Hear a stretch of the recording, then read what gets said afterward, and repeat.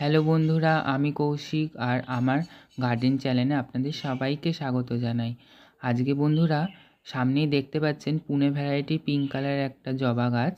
সেটা খুব সুন্দর, শীতেও দেখুন, এখন ফেব্রুয়ারি 28 তারিখ আজকে, কিন্তু কত সুন্দর দেখুন, এখনও ফুল দিচ্ছে। আর বাদবাকি সব আমার জবা গাছগুলো এখনও একটু গরম পিরিয়ডের গাছ গাছ বলে এখনও ফুল দেয়নি, কিন্তু পুনে ভ্যারাইটি জবাগুলো দেখুন কত সুন্দর ফুল দিচ্ছে। আর দেখুন, আমি দেখাচ্ছি আরও কড়ি, এই দেখুন কড়ি কতগুলো রয়েছে এখনও। হ্যাঁ, দেখছেন তখন কত ছোট ছোট ছোট ছোট কড়ি রয়েছে চারপাশে।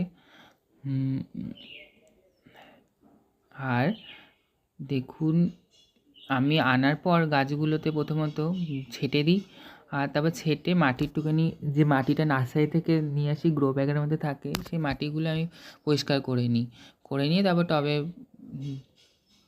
রিপোর্ট করি। তার আগে বন্ধুরা আমি এইটুখানি দেখুন জঙ্গল অনেক হয়ে গেছে অনেক দিন ধরে, এটা 3 মাস হলো বসিয়েছি, তারপর থেকে কোনো খাবার দিইনি এখনও পর্যন্ত। আজকে একটু চলুন খাবার দিই। আর এই জায়গাগুলো তার আগে পরিষ্কার করে নিতে হবে। ফেলতে মায়া লাগছে নয়নতারাগুলোকে, নয়নতারা কত ছোট ছোট চারা হয়ে রয়েছে, কিন্তু কিছু করার নেই, আমাকে একটু ফেলতেই হবে। আমার একটু শখ আছে, নয়নতারা সব দানাগুলো আমি বিভিন্ন রকম টবের চারপাশে দিয়ে রাখি, যদি বেঁচে যায় গাছগুলো, যদি কোনো প্রয়োজন পড়ে বা কাউকে যদি ছোট ছোট গিফট করতে হয়, কেউ যদি বাড়িতে আসে, ওই নয়নতারা ডালগুলো বা চারাগুলো আমি দিই, বা দানাও দিই যদি কেউ আসে। হয়ে গেছে আমার পরিষ্কার। তারপর দেখুন এবার পুরো পরিষ্কার হয়ে গেছে। এবার মাটিটা সার দেওয়ার আগে মাটিতেতে কোনো জল দেবেন না, যাতে খুঁড়তে অসুবিধা না হয়।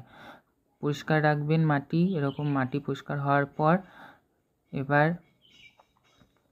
খোঁড়ার জন্য কিছু একটা নিতে হবে। বন্ধুরা আমার কাছে একটা লোহার রড রয়েছে, লোহার রড দিয়ে আমাকে খুঁড়ে নিতে হবে, ভালো করে চারপাশে সুন্দর করে খুঁড়ে নিতে হবে।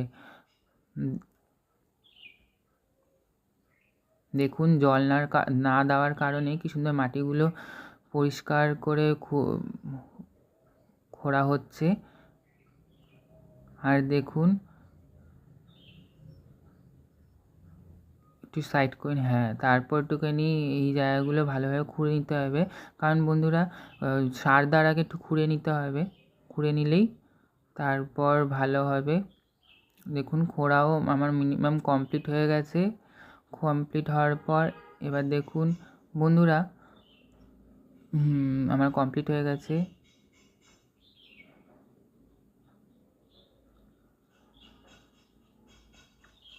বন্ধুরা বন্ধুরা আমার কাছে এটা আছে, কিন্তু তাও আমি রড দিয়ে করলাম, কারণ করতে খুব সুবিধা হয়। তারপর বন্ধুরা আপনাকে আমি সার দেখাবো। দেখুন এর মধ্যে বন্ধুরা হাড়ের গুঁড়ো, শিংকুচির গুঁড়ো, ডিমের খোসা গুঁড়ো, বিভিন্ন রকম আর গুঁড়ো খোল দেওয়া রয়েছে এর মধ্যে। এই কয়েকটা মিশিয়ে আমি এরকম করে সার মিক্সচার বানিয়ে রাখি। আর দেখুন, এই দেখুন আমার বাড়িতে কত ডিমের খোসা আমি গুঁড়ো করে রেখেছি মিক্সিতে শুকিয়ে, 3-4 দিন ডিমের খোসাগুলো শুকিয়ে তারপর ওটা মিক্সিতে আমি গ্রাইন্ড করে নিয়েছি। আর দেখুন আমি একটুখানি সার নিয়ে নেবো, আর এইগুলো আমার রাসায়নিক সার, আর এটা একটুখানি নিয়ে নিই। মিনিমাম এতটুকু নেবে, এই ছোটো গাছে মিনিমাম এতটুকু নেওয়াই প্রয়োজন। নিয়ে নেবে, চারপাশ দিয়ে একটু একদম গোড়ার মধ্যে দেবেন না, একটু দূর থেকে ছড়িয়ে ছড়িয়ে দেবেন, যাতে গোড়ায় এফেক্ট না হয়। তারপর বন্ধুরা আমি একটুখানি রাসায়নিক সার নেবো। রাসায়নিক সারটা,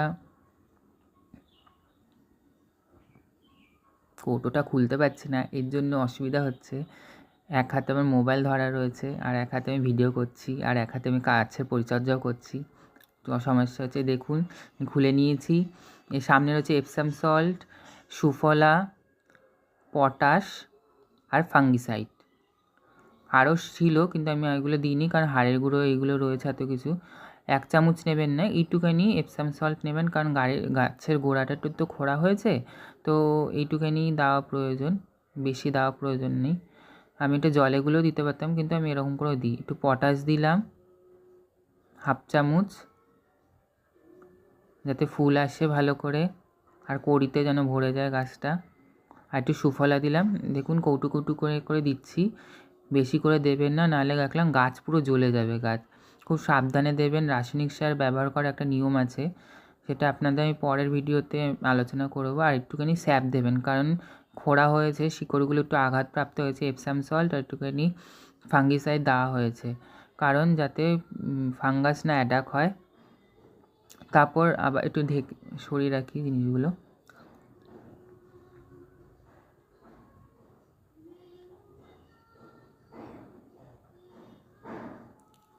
তারপর এই শিকটা দিয়েই আবার একটুখানি ওটা মিশিয়ে দিই মাটির সাথে মিশিয়ে দিলেই জিনিসগুলো ভালো করে ওপরে না দেওয়াই ভালো, ওপরে এরকম করে না রাখাই ভালো।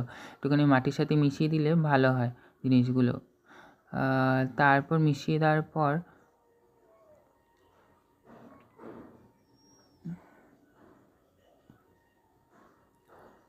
বন্ধুরা, আপনারা দেখলাম বাগানে সবথেকে জবা গাছই ভালো করে রাখতে পারেন। প্রচুর জবা ফুল হয়, আপনি ঠাকুরকেও দিতে পারেন। আমি তো ঠাকুরকে দিই বলে আমার বাড়িতে প্রায় 15-16টা এরকম জবা গাছ রয়েছে বিভিন্ন কালারের। আমি আরও ডাল কেটে বাঁচিয়েওছি কয়েকটা জবা গাছ, কারণ অর্ধেক এই পুনে ভ্যারাইটি আর এই জবাগুলো নেট পট হয় বলে প্রচুর ভয় লাগে। তো নেট পট থাকলেও অসুবিধা নেই, না থাকলেও অসুবিধা নেই।